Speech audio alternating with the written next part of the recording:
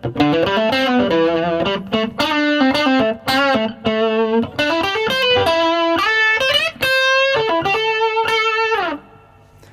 how you doing? Justin here. Today I've got another Robben Ford style lick for you. This one's kind of interesting. It's got a rhythmic group that starts on the second 16th note, which is a little bit unusual. It's also kind of pentatonic, but we're using the 9th as well. So it's an interesting note. A lot of people have trouble kind of putting that to good use. So this is a nice way of seeing it kind of within the minor pentatonic scale. And it actually descends an E minor arpeggio as well, which is kind of interesting. And the other thing I want to talk about with this particular lick is how to shift it between different positions, so different parts of the guitar neck, but still within the same scale. So let's get to a close-up and have a look how to play it. A little slower.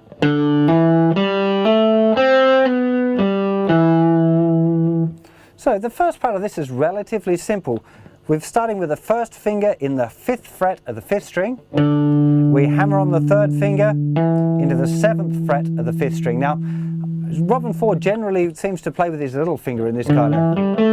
Sometimes it looks like he's got his 3rd finger on top. I don't know how he does it. It feels really weird to me, but it works for him. Possibly because his little finger's really long and sits comfortably. Mine doesn't. But anyway, so you can use your 3rd finger or your 4th finger on that note. Then the same thing on the 4th string. Then 1st finger goes down 5th fret of the 3rd string, slides back a semitone onto the 9th. This is the note B. And then we've got 2nd finger goes down in the 5th fret of the 4th string, and we finish with the little finger in the 7th fret of the 5th string.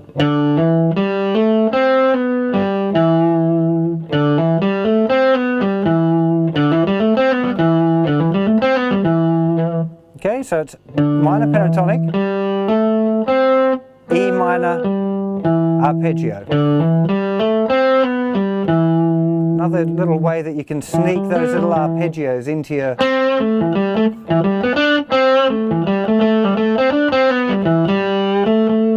Just thinking of that little shape as something you can use when you're playing a blues.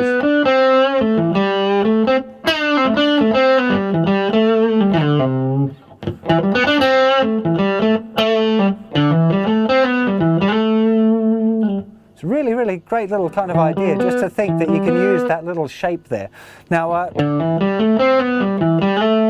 once you've got used to this lick, actually I should talk about the rhythmic grouping as well before we move on to changing position. So it's starting on the second 16th note. So 1 E and a 2 E and a 3, 4. 1 E and a 2 E and a 3, 4, 1. 4, 1. So it means that that last note's falling on the beat.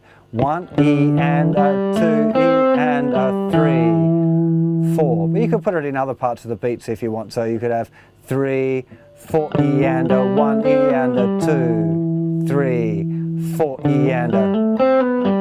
Wouldn't really matter where you put it. It's the idea of not starting it on the beat anyway. So. Okay, and then also exploring the use of just that particular physical note group of the E minor within your A minor pentatonic scale.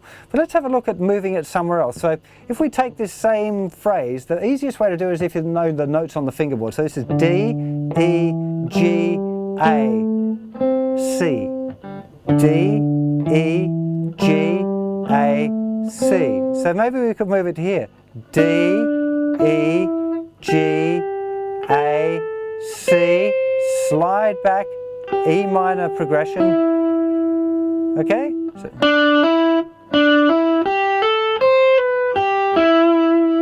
1 E and a 2 E and a 3, 4. 1 E and a 2 E and a 3, 4. It's exactly the same notes. 4, 1. And again, you got that little E minor thing that you can think about using when you're playing your blues.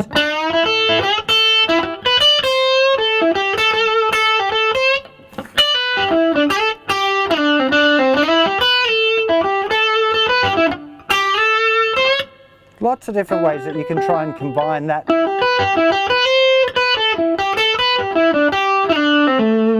little note grouping as well as the actual lick itself, the one, and here, getting used to having that note available.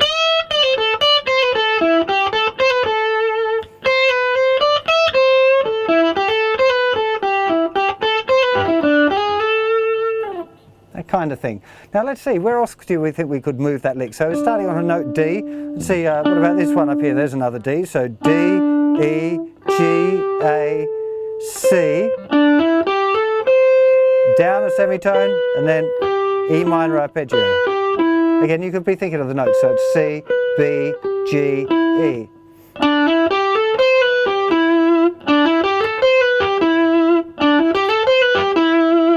Really good exercise to try and take these licks around as many different places as you can. I'm trying to go up one, I'm going to run out of space, but D, E, G, A, C, B, G, E. So we might try it there. So obviously it looks very different now.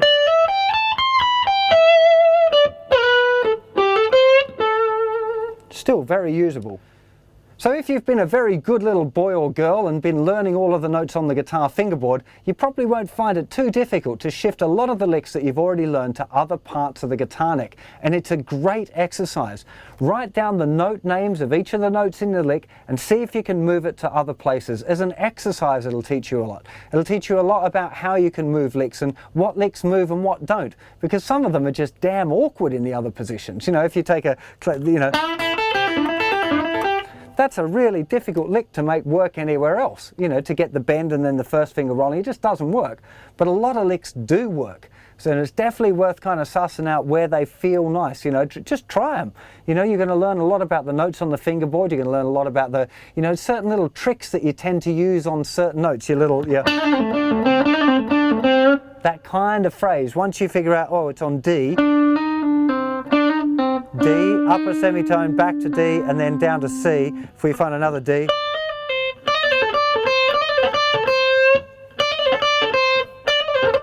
Yeah.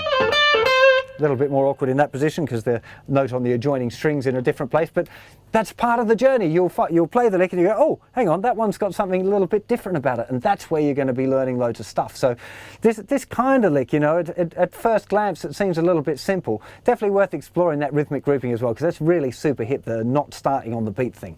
A lot of licks tend to start on the beat, and it does get a little bit samey after a while. So learning some that start on the second 16th note is a pretty hip little idea. So exploring that, but as well, really using this as a vehicle for trying to explore licks in other parts of the neck that you're maybe not so familiar with. Just stay in the key of A minor is what I'd recommend, and just see how many different ways you can play the same notes.